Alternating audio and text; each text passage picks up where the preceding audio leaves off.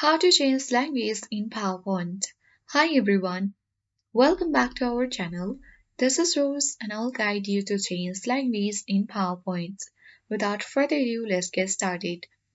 First, we'll navigate to search icon at bottom left corner and type in MS PowerPoint or simply PowerPoint. Under Base Patch, once you get it, click Open at right side.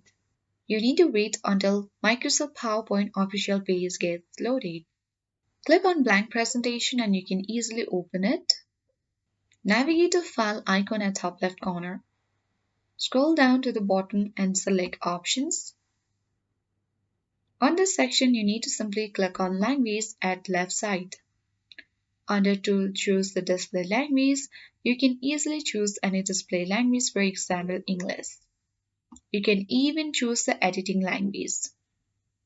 If you wish to add additional editing language, you can click the drop-down menu and then select any one of those. Suppose if you select English of Australia, it will be added by clicking on Add.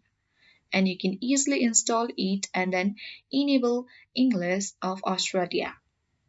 So that is how you can successfully change language in Microsoft PowerPoint.